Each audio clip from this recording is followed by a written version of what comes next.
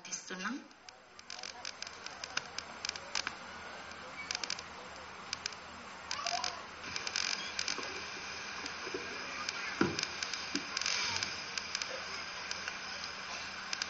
ఆపదామపహర్తారం దాతారం సర్వసంపదా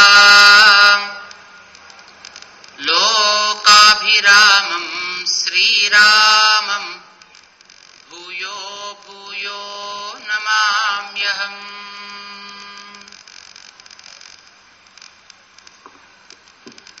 ప్రియ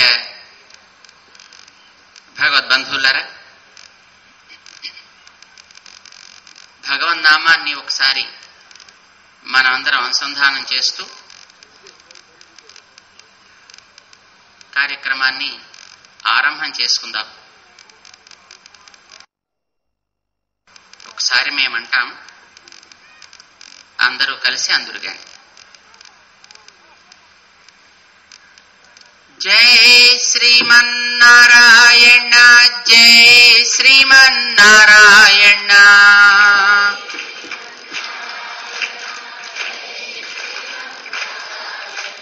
జై శ్రీమన్నారాయణ జై జై జై.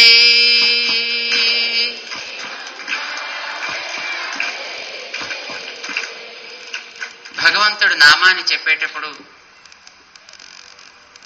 మొహమాట పడకూడదు, సిగ్గుపడకూడదు. గోపికల కథ మనకి తెలుసు. సిగ్గు విడిస్తే స్వరూప సంరక్షణ వాళ్ళకి లభించింది. మనం భగవంతుడి నామాన్ని నారాయణ జై శ్రీమన్నారాయణ జై జై జై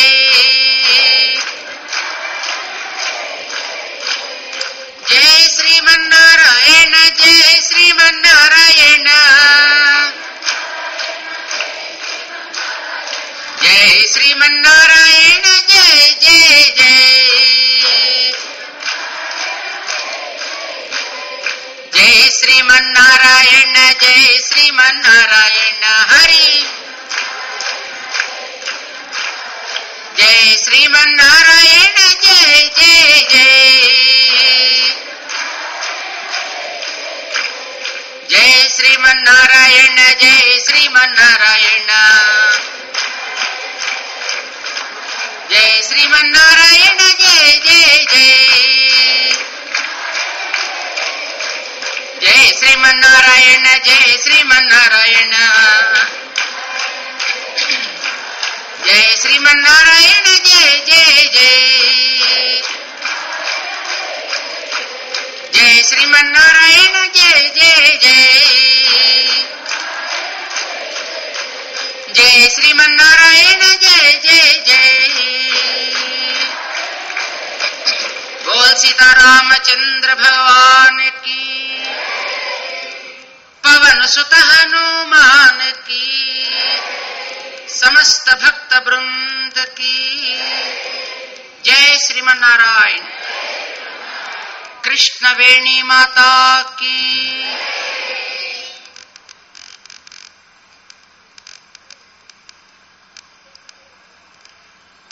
ప్రియ భగవద్బంధువులారా, ఈరోజు మనం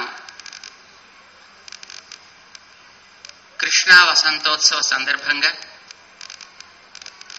శ్రీ రామచంద్రుడి యొక్క కళ్యాణ గుణ అనుసంధానాన్ని చేసుకోవాలి అని ఈ సాయంకాలపు వేళల్ని కేటాయించుకున్నాం.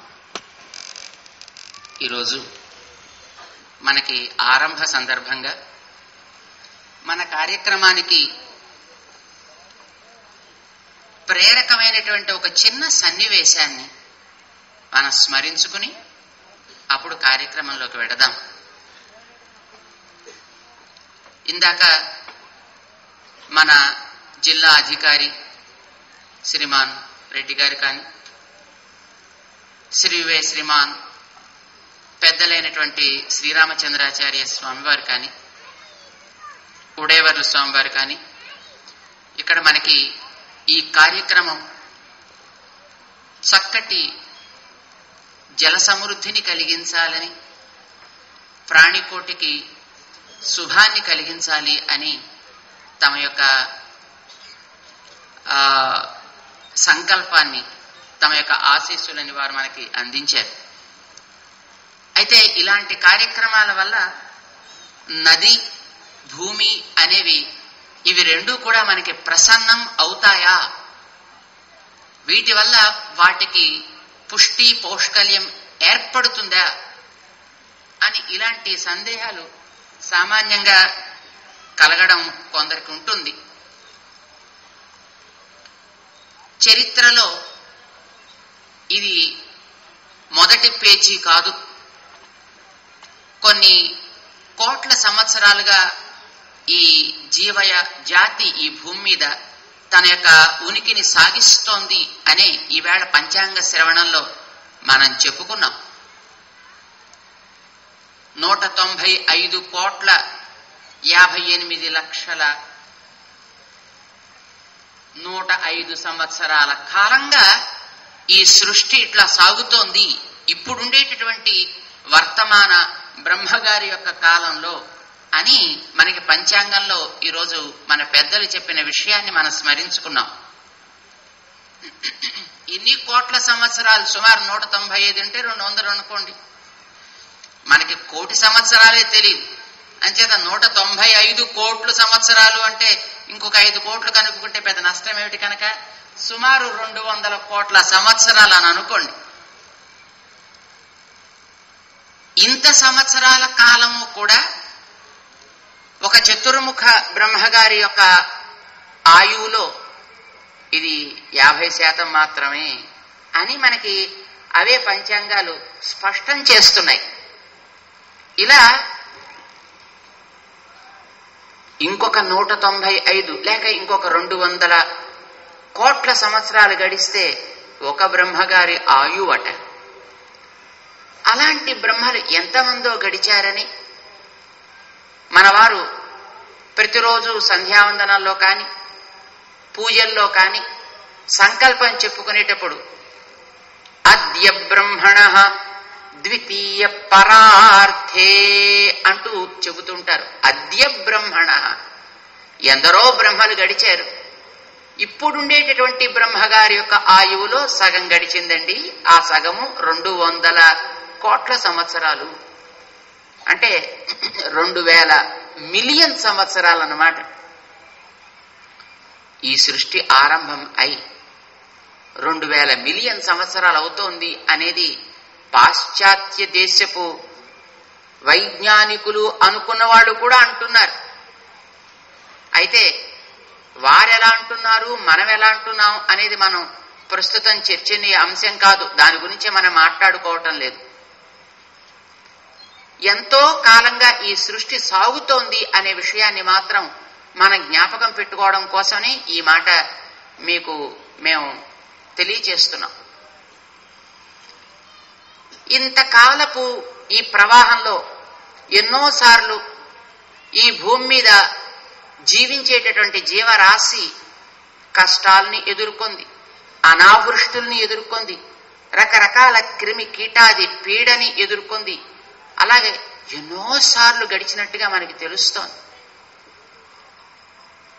ఆయా సందర్భాల్లో ఆయా కష్టకాలాన్ని అప్పుడుండేటటువంటి వ్యక్తులు ఎలా ఎదుర్కొన్నారు, వారు ఏం చేసి ఆ కష్టకాలాన్ని మళ్ళీ స్వర్ణకాలంగా, స్వర్ణయుగంగా మార్చుకోగలిగారు అనే విషయాన్ని కూడా మన మహర్షులు వారు అందించినటువంటి గ్రంథాల్లో రికార్డు చేసి పెట్టి మనకి ఇచ్చారు. అలాంటి ఒక సందర్భాన్ని మనం కొంచెం జ్ఞాపకం చేసుకుంటూ మనం ఈ కృష్ణ వసంతోత్సవాల్లోకి వెడదాము అని ఒక చిన్న సందర్భాన్ని మీ ముందు ముచ్చటిస్తాం. శ్రీమద్ భాగవతంలో 5వ స్కంధంలో ఒక సన్నివేశాన్ని మనకి వివరించాడు శ్రీ వేదవ్యాస మహర్షి.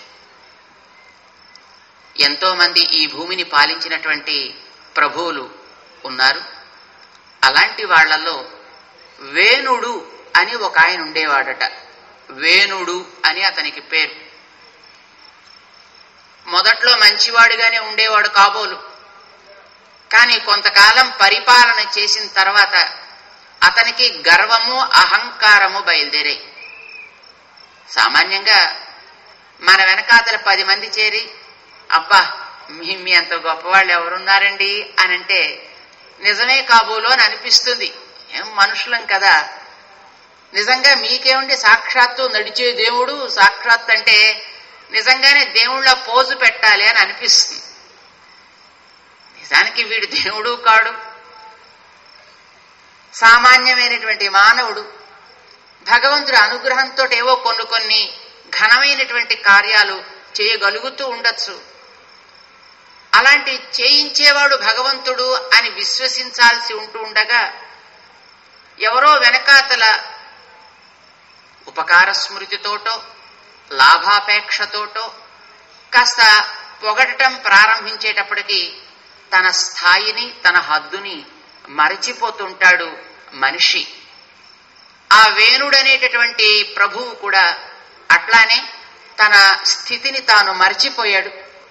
10 మంది వెనకాతల చేరి అయా ప్రభువుల వారు, మీకంటే మరి గొప్పవాడు ఎవడండి, మమ్మల్ని అందరినీ పోషించే మీరే సాక్షాత్తు దైవం అనేటప్పటికీ నిజంగానే నేనే దేవుణ్ణి అని అనుకున్నాడే. అనుకుంటే బెంగలేదు, అందరూ కూడా అలాగే అనుకోవాలనుకుంటేనే అది మరీ పెద్ద ప్రమాదం. ఆ వేణుడికి తన తోటి ఉండేటటువంటి సభలో కాని తనకి సలహా ఇచ్చి మంచి మార్గంలో పెట్టే పురోహిత వర్గాన్ని కాని తననే దేవుడుగా పూజించండి అని శాసించడం ప్రారంభించాడు ఆయన. యజ్ఞాలు యాగాలు చేసేటప్పుడు ఇతరమైనటువంటి దేవుళ్ళు, ఇతరమైన మంత్రాలు తంత్రాలు ఏం మీరు చేయడానికి వీల్లేదు, అన్నీ నా గురించే చేయాలి. అంచేత ఏది చేసినా ఓం వేణాయ నమః అని మీరు స్వాహాకారాలు, నమస్కారాలు, పుష్పార్చనలు చేయాలి తప్ప శ్రీకృష్ణాయ నమః అనో నారాయణాయ నమః అనో ఇలాంటివే మీరు చేయడానికి వీల్లేదు అని కట్టడి చేయడం ప్రారంభించాడు. అయితే పెద్దలందరికీ మనస్సుకి క్లేశం కలిగింది. నాయనా ఇది మంచిది కాదయా, ఎంతైనా దేవుణ్ణి మనం తలదన్నే స్థితిలోకి వెళ్ళిపోతే ఆ దేవుడు సహించడు ఎప్పుడూను. ఆకాశం మీదకి రాయి విసిరితే అది ఆకాశానికి దెబ్బ తగలదయా, అది తిరిగి మన తల మీదే పడి కన్నం పడుతుందయా. అలాంటి నీ స్వరూపాన్ని నాశనం చేసే పనులు చేసుకోకు అని వాళ్ళు ఎన్నో రకాలుగా చెప్పి చూశారు. యజ్ఞాలు యాగాలు చేసేటప్పుడు యజ్ఞో వై విష్ణు అనే వేదం నేర్చినటువంటి మహానుభావులంతా చెబుతూ ఉంటారు. యజ్ఞం అంటే సాక్షాత్తు విష్ణు స్వరూపమని, విష్ణువుకే ఆహుతులు అర్పించాలి అని చెబుతూ ఉంటారయ్యా. అంచేత నీ పేర అర్పించడం అంత మంచిది కాదు. బతికుండగానే బొమ్మలు వేసేసుకుని, బతికుండగానే విగ్రహాలు కట్టేసుకుని, బతికుండగానే ఆ విగ్రహాలకి మాలలు వేయించేసుకునేటటువంటి వాళ్ళలాగా ఇలాంటి పనులు చేయకూడదయా అని చెప్పారు. అయితే అతనికి కోపం వచ్చింది. మీకు తెలియదా శాస్త్రం, నా విష్ణు పృథివీపతి, విష్ణువంశ లేనివాడు పరిపాలకుడు ఎప్పుడూ కాలేడు, నేను పరిపాలకుడు అని మీరందరూ కూడా గుర్తించినారు. ఈ లోకమంతా గుర్తించింది అంటే విష్ణువంశ సంభూతుణ్ణి కాకపోతే నేను ఎట్లా పాలకుడిని అవుతాను కనుక, అంచేత నేనే సాక్షాత్తు మహావిష్ణువుని, ఈవేళ ఈ రూపంలో నేను అవతరించి ఉన్నా. అంచేత ఎదురుకుండా నేనుంటుంటే నన్ను కాదని నాకుండే మరొక రూపాన్ని దేన్నో ఆరాధించడం అనేది మంచి పద్ధతి కాదు. నాన్నగారు అమ్మ ఎదురుకుండా ఉంటుంటే ఆ ఎదురుకుండా ఉండే వాళ్ళని తిరస్కరించి కష్టపెట్టి, ఓహో నాకు అమ్మంటే గౌరవం, నాన్నంటే గౌరవం అని వాళ్ళ ఫోటోలు పెట్టుకుని నమస్కారాలు పెడుతూ, పువ్వులు పెడుతూ, అగరత్తులు ధూపాలు ఇస్తుంటే వాడిని చూసి లోకం నవ్వుతుంది. అలాగే నేనే సాక్షాత్తు విష్ణువంశగా ఇక్కడ ఉంటుంటే నన్ను కాదని మీరు ఏదో విష్ణువుకి ఆహుతులు అర్పిస్తానని అంటే అది అంత సంబద్ధంగా ఉండదు, అలాంటివి చేయడానికి వీల్లేదన్నాడు. ఋషులని మునులని చాలా హింసించాడు. దాంతో ఎవరైనా కొంతకాలం తట్టుకుంటారు, ఆ హద్దు దాటితే వారికి కూడా కష్టం కలిగి ఆ వేణుడనేటటువంటి రాజుని తమకుండే తపశ్శక్తి చేత హుంకరించి ఒకసారి అతన్ని సంహరించి పారవేశారు. అతను జీవించిన రోజుల్లో భూమిని చాలా రకాలుగా హింస పెట్టాడు.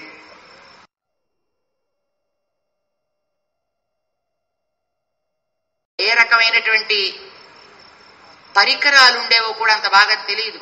కానీ అతను భూమిని నిస్సారం చేసేసాడు. అంటే భూమి పంటలు పండకుండా చేసేసాడు. భూమిలో ఉండేటటువంటి అంతఃసారాలంటాం, ఇప్పుడు ఆయిల్స్ కానీ, గ్యాసెస్ కానీ, నీళ్లు కానీ, మైన్స్ లాంటివి కానీ, ఇలాంటివన్నీ లోపల నుంచి అతను తోడేశాడు. ఇందాక శ్రీరామచంద్రాచార్య స్వామి వారు చెప్పారు, వాటన్నిటినీ కూడా బాగా అవసరానికి మించి ఆశ కొద్దీ వాటిని పీల్చివేయడం జరిగింది. దాంతో భూమి ఎందుకు కొరగానిదైపోయింది. మానవులకి ఇతర ప్రాణులకి కూడా ఈ భూమి మీద కావలసినటువంటి ఆహారాలు లభించడమే మానేశాయి. ఇది ఆనాటి పరిస్థితి. ఇలాంటి సందర్భంలో ఆ ఋషులంతా ఆ వేణుడనే రాజుని హుంకరించి కోపించి శపించేటప్పటికీ అతడు కాస్త ప్రాణాలు వదిలివేశాడు. కానీ పరిపాలకుడు లేకుండా రాజ్యాన్ని ఎట్లా అట్టే పెట్టడం? ఎవరో ఒకళ్ళు అతడి స్థానాన్ని భర్తీ చేయవలసి ఉందే, ఏం చేద్దాం అని ఆలోచించి వారంతా కూడా ఆ వేణుడి యొక్క తొడని చిలికారట. చిలకడం అని మన వ్యాసుల వారు గ్రంథంలో రాస్తారు. అయితే మరి చిలకడం అంటే ఎట్లా చిలికారు అనేది మనకి అంత బాగా తెలీదు. అది ఏం పద్ధతో, బహుశా ఏమైనా క్లోనింగ్ ప్రాసెస్ లాంటిది ఏమైనా చేశారో ఏమిటో. అక్కడి నుంచి కావాల్సినటువంటి ఏదో ఒక పదార్థాన్ని స్వీకరించి, అయితే అందులోంచి చాలా దారుణమైనటువంటి ఆకారాలు కలిగినటువంటి ఎవరో కొంతమంది వచ్చారు. అది చూసి వాళ్ళకి భయం వేసింది. అబ్బెబ్బే, మనం రాంగ్ సెలక్షన్ చేసుకున్నాం అని అనిపించింది వాళ్ళకి. మళ్ళీ ఆ వేణుడి యొక్క భుజాన్ని చిలికారట. ఆ చిలికిన భుజంలోంచి ఒక పిల్లవాడు వచ్చాడు. ప్రాబబ్లీ ఏదో ఐవీఎఫ్ లాంటిది ఏదో చేసి ఉంటారు. అందులోంచి వచ్చినటువంటి ఆ బేబీ ఒక పురుషుడు, చాలా బుద్ధిమంతుడు. చక్కగా ఆ పిల్లవాడిని పెంచి పెద్ద చేశారు. ఆ పిల్లవాడికి రాజ్యాన్ని అప్పగించారు. అయితే అతను కొంత వయస్సు వచ్చి రాజ్య పరిపాలన చేయడానికి సిద్ధపడే నాటికి భూమిలో ఏమీ లేదు. ఖజానా అంతా ఖాళీ. తినడానికి తిండి లేదు, త్రాగడానికి నీరు లేదు, పంటలు లేవు. ఎక్కడ ఏ రకమైనటువంటి సారము లేనటువంటి స్థితిలో రాజ్యం ఉంది. అతనికి ఎలా ఈ జనాన్ని పోషించాలి అనేది చాలా పెద్ద సమస్య అయిపోయింది. అయితే అతను చాలా గొప్పవాడు, చాలా యోగ్యుడు. ఆ మహానుభావుడు శాస్త్రాలు చదివాడు పెద్దల ద్వారా. భూమి సర్వం సహా అని పేరు దీనికి. అంటే ఎవరు ఏది చేసినా తాను సహిస్తుంది. తల్లి ప్రార్థన చేస్తే కరుగుతుంది, కావలసిన వాటిని అందిస్తుంది. ఇలా అందించాల్సినటువంటి తల్లి అయి ఉంటూ కూడా ఈ జీవరాశికి ఈ భూమి ఇన్ని రకాలుగా క్లేశాన్ని, కష్టాన్ని కలిగిస్తోంది. నిజమే, కొందరు తప్పు చేశారు. కానీ ఆ చేసిన కొందరి వల్ల అందరూ ఆ దుఃఖాన్ని అనుభవించ తగదు కదా. ఈ పృథివీ, ఈ భూమి అందరికీ కావలసిన ఆహారాల్ని ఇవ్వడం మానివేసింది. కనుక దీనికి ఏదైనా ఒక పద్ధతిని అవలంబించి ఎవరెవరికి కావలసినటువంటి ఆహారాన్ని వారి వారికి తగినట్టుగా అందించాలి భూమిని ప్రార్థన చేశాడని. భూమి వెంటనే కరుణించలేదు. అతనికి కోపం వచ్చిందట. వెంటనే తన ధనస్సు తీసి తనకి నేర్చినటువంటి అస్త్ర విద్యతోటి కొన్ని తీక్ష్ణమైనటువంటి అస్త్రాలని తీసి ఆ భూమిని సంహరించి పారేస్తా, నేను మరొకదాన్ని సృజిస్తా, మరొకదాన్ని నేనే నాకుండేటటువంటి టెక్నాలజీతోటి నేను తయారు చేస్తా, ఈ భూమిని ఇట్లా ఉండనివ్వను అని భూమిని ఆయన దండించాలి అని అనుకున్నాడట. ఆ చక్రవర్తి. అప్పుడు భూమి ఆవు రూపాన్ని ధరించి పరుగు పెట్టడం ప్రారంభించింది. ఇతను తరిమాడు ఆ ఆవుని. ఎక్కడెక్కడ దాకా పరిగెట్టగలదో అక్కడ దాకా పరిగెట్టి ఒకచోట ఆగిపోయింది. వెనుతిరిగి ఆ రాజుతోటి ఇలా మాట్లాడిందట ఆవు, యమయా, నువ్వు పరిపాలకుడివి కదా, ధర్మాన్ని అవలంబించాల్సిన వ్యక్తివి కదా, ఆవుని వధించడం దోషం అని తెలియదా నీకు? రెండవది, నేను స్త్రీని హింసించడం అనేటటువంటిది పరిపాలకుడికి తగునా?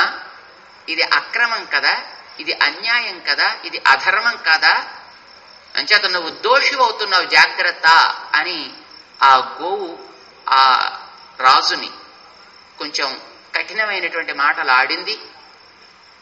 విన్నాడు ఆ చక్రవర్తి. అతను ధర్మాన్ని బాగా తెలిసినవాడు. అతను అన్నట్ట, పిల్లల్ని కని ఆ కన్న పిల్లల్ని సవ్యంగా పోషించనటువంటి తల్లి దండనకి అర్హురాలవుతుంది. నువ్వు పృథివీ, నువ్వు అంతకుముందు దానికి పృథ్వీ అని పేరు లేదు, దానికి ఏదో సర్వం సహా అని, అజనాభము అని ఏదో ఇలాంటి పేర్లు ఉన్నాయి. నువ్వు ఇన్ని రకాల ప్రాణికోటిని పోషించవలసి ఉంటే, పోషించడానికి కావలసిన పదార్థాలు కూడా నీలో ఉంటే, వాటిని నువ్వు సకాలంలో కావలసిన వ్యక్తులకి ఇవ్వకుండా నువ్వు దాచివేసుకుంటున్నావు. కనుక సంతానాన్ని సవ్యంగా పోషించడానికి సిద్ధం కానటువంటి తల్లి దండనకి అర్హమైనట్టే. ఇప్పుడు నిన్ను కూడా నేను దండించడానికి తగును, ఇది అధర్మం కాదు, నిన్ను నువ్వులంత చిన్న చిన్న ముక్కలుగా చేసి పారవేస్తాను ఆ పృథు చక్రవర్తి అని మనకి భాగవతం 5వ స్కంధంలో 4వ స్కంధంలో స్పష్టం చేస్తోంది. అందుకే మన ఈ కృష్ణ వసంతోత్సవంలో మనం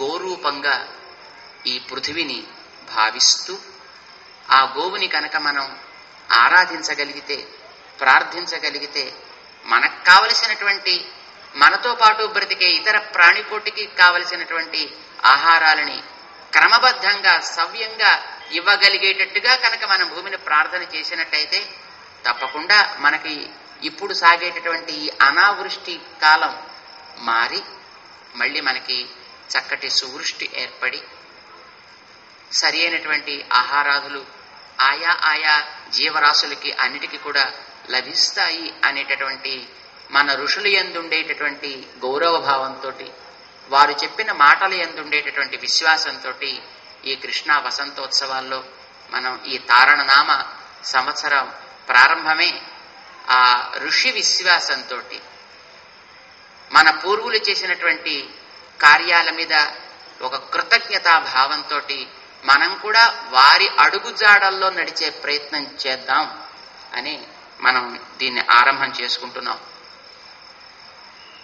వసంతోత్సవాల్లో శ్రీరాముడు గురించి మనం ప్రస్తావించుకుంటాం. ఈవేళ మనం ఉదయం పూట శ్రీరామాయణ పారాయణని కూడా ప్రారంభం చేశాం. రోజు ఉదయం పూట రామాయణ పారాయణ చేస్తాం.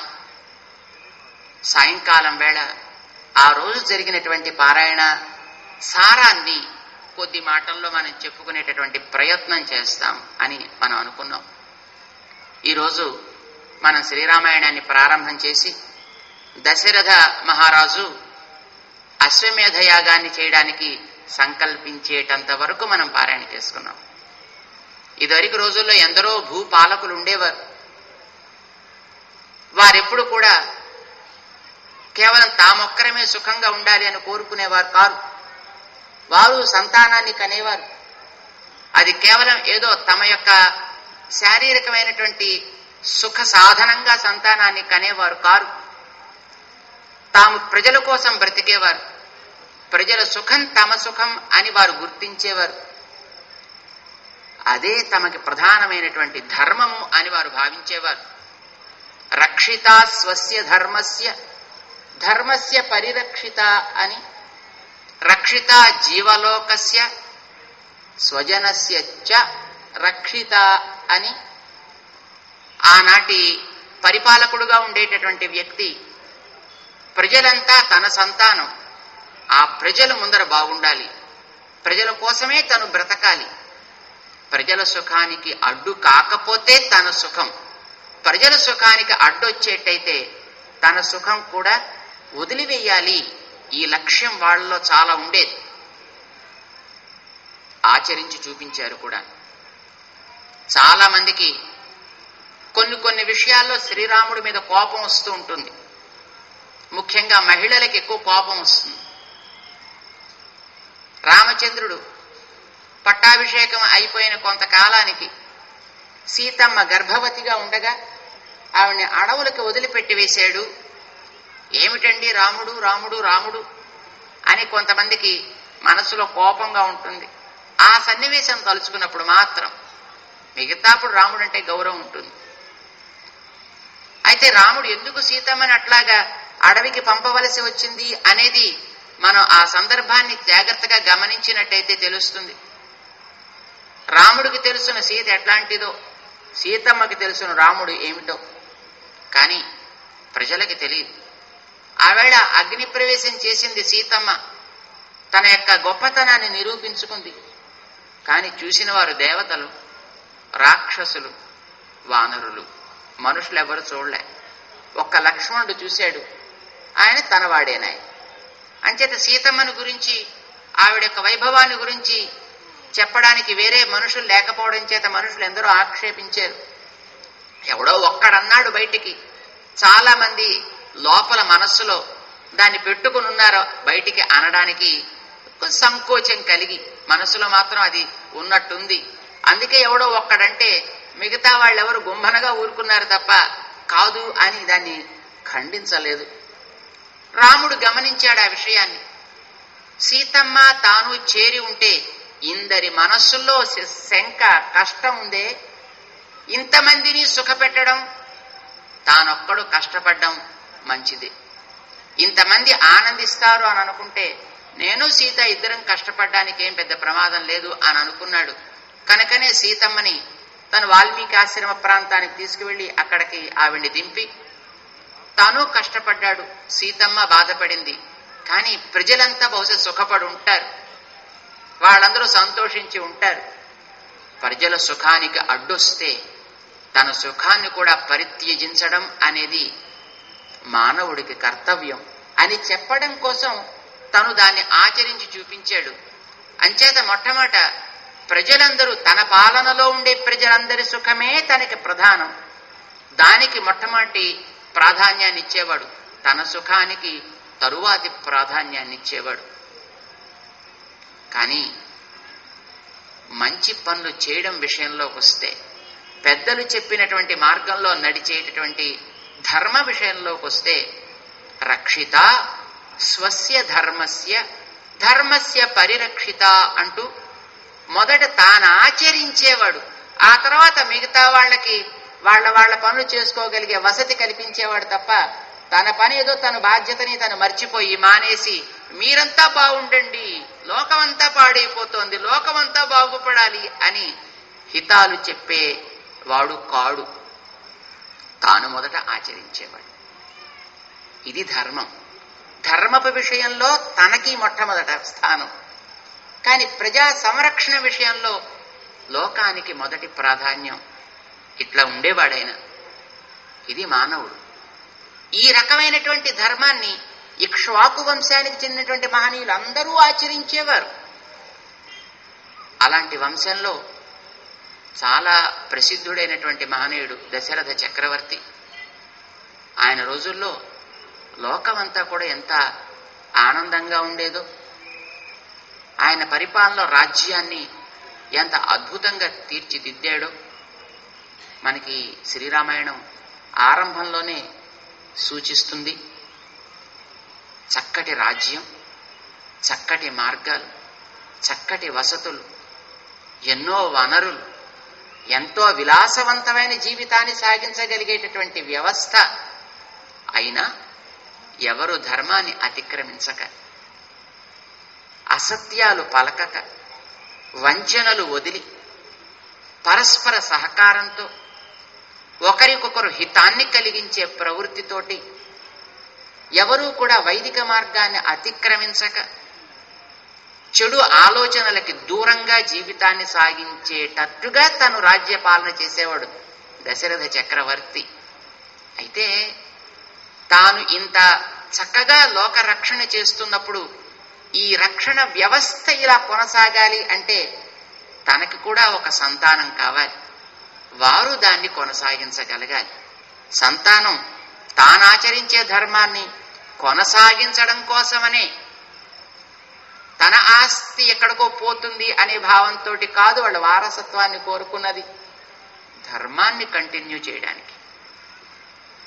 దశరథ చక్రవర్తికి అట్లాంటి కోరిక కలిగింది. 60,000 సంవత్సరాల తర్వాత కలిగింది ఆయనకి. అంతకాలం తను ఎదురు చూశాడు సంతానం కలుగుతుందని. ఇక ఆ సమయంలో ఆయన తన దగ్గరుండేటి మంత్రులతోటి ఇలాంటి చక్కటి సంతానాన్ని కనడానికి ఏదైనా ఒక మార్గం ఉందా అని అన్వేషించినప్పుడు ఒక పుత్రకామేష్టి చెయ్యాలని, దానికి ముందుగా ఒక అశ్వమేధాన్ని తను జరిపించాలి అని, అలాంటి కార్యం జరగడం వల్ల తప్పకుండా నీకు సంతానం కలుగుతుంది అనే విషయాన్ని ఇప్పుడు కాదయా, చాలా కాలం క్రితమే సనత్కుమారాది మహానుభావులంతా కూడా నిర్ణయం చేసుకునే ఉన్నారు. అయితే నువ్వు ప్రభువువి, నువ్వు అడగకుండా, నీకు ఆ సంకల్పం లేకుండా మేము చెప్పడానికి వీల్లేదు. ఈవేళకి నీకు ఆ సంకల్పం కలిగింది, నువ్వు అడిగావు, అందుకోసం మేము నీ దగ్గర ఈ విషయాన్ని తెలియచేస్తున్నాం అని ఆ వారి దగ్గర ఉండే మంత్రులు విన్నవించారు. అది విన్నటువంటి దశరథ చక్రవర్తి దాన్ని జరిపేటటువంటి విధానాన్ని ఋష్యశృంగ మహాముని ద్వారా జరిపించాలి అని తెలుసుకుని ఆ ఋష్యశృంగుణ్ణి మర్యాదగా చాలా గౌరవంగా తీసుకుని వచ్చి సరయూ నదికి ఉత్తర భాగంలో, మనం ఈ కృష్ణానదికి ఉత్తర భాగంలో ఎలా ఈ కార్యాన్ని ఇంత బాగా జరుపుకోవడానికని మన పెద్దలంతా వ్యవస్థని చేశారో అట్లాగా సరయూ నదికి ఉత్తర భాగంలో ఒక చక్కటి ఏర్పాట్లని చేసి అందులో వచ్చేటటువంటి వ్యక్తులందరికీ కూడా చక్కటి యజ్ఞ కార్యంలో పాల్గొగలిగే వ్యవస్థని చేసి దానికి ముందుగా జరగాల్సినటువంటి అశ్వమేధ యాగ కార్యక్రమాన్ని ఆయన ఆరంభించడానికి సిద్ధపడేదాకా ఈవేళ ఉదయం మనం పారాయణ చేసుకున్నాం. ఆ కార్యక్రమాన్ని ఉదయం పూట మనం పారాయణ చేస్తాం, సాయంకాలం దాంట్లో ఉండే కొన్ని అంశాలని, కొంత సారాన్ని మనం చెప్పుకుంటాం. అంతా చెప్పుకునేంత మనకి అవకాశం ఉండకపోయినా కొద్ది కొద్దిగా మనం ప్రస్తావించుకుంటూ ఉంటాం. ఇట్లా మన కార్యక్రమం సాగుతుంది. ఈవేళ ఉగాది తారణనామ సంవత్సరం.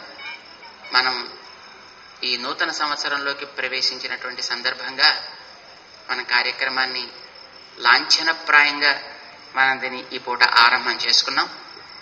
ఇంకా రేపటి నుంచి మనకి ఈ ఫార్మాలిటీస్ ఏమి ఉండవు. ఉదయం పూట పారాయణ, ఆ తర్వాత సాయంకాలం ఎవరైనా అతిథులు వచ్చినట్టయితే వారిని కొద్దిగా పరిచయం చేసుకుని శ్రీరామాయణ సారాన్ని కొంత ఇక్కడ ముచ్చటించుకునేటటువంటి కార్యక్రమాన్ని చేసుకుంటాం. ఈవేళ ఈ ప్రవచన కార్యక్రమం పూర్తి కాగానే మన ఈ కార్యక్రమాన్ని అనుగ్రహిస్తూ వేయించేసినటువంటి స్వామి శ్రీ సీతారామచంద్ర ప్రభు ఈరోజు ఉదయం మన ఆరాధనలు అందుకున్నటువంటి స్వామి, ఆయనని ఒక్కసారి ఈ నదీ ప్రాంగణాన్ని అంతటినీ కూడా అనుగ్రహించమని మనం ప్రార్థన చేసుకుంటాం. ఆ స్వామి ఒక్కొక్క రోజు ఒక్కొక్క వాహనం మీద అలంకార సమేతుడై మనని అనుగ్రహించడం కోసం తిరువీధి ఉత్సవాన్ని జరిపిస్తాడు. ఈ పూట మనం ఆ తిరువీధి ఉత్సవాన్ని ఇప్పుడు వెంటనే ఒక 5 నిమిషాల్లో ప్రారంభం చేసుకుంటాం. అవకాశం ఉన్నవారందరూ చక్కగా దర్శిద్దురు గాని ఆ తిరువీధి ఉత్సవంలో పాల్గొని మనం అందరం కూడా చక్కగా స్వామి యొక్క అనుగ్రహాన్ని పొందడంతో పాటు మనం ఇక్కడ ఉన్నటువంటి ఈ నదీమ తల్లిని, దీనికి ఆధారమైనటువంటి ఈ ప్రాంతాన్ని కూడా అనుగ్రహించమని, సుభిక్షం సస్యశ్యామలమయ్యేట్టుగా చేయమని ప్రార్థన చేసుకుంటూ ఈ కార్యక్రమంలో మనం పాల్గొందాం. మీ అందరికీ తారణనామ సంవత్సర శుభ సందర్భంగా మరొకసారి అనేక అనేక మంగళాశాసనాలు చేస్తూ కాలస్వరూపుణ్ణి మనం ధారణ స్వరూపంలో స్వాగతించుకుంటూ ఈ పూట కార్యక్రమాన్ని భగవన్నామాన్ని ఒక్కసారి మళ్ళీ పలికి ముగించుకుందాం. మేము చెప్తాం, ఒక్కసారి మళ్ళీ అందాం.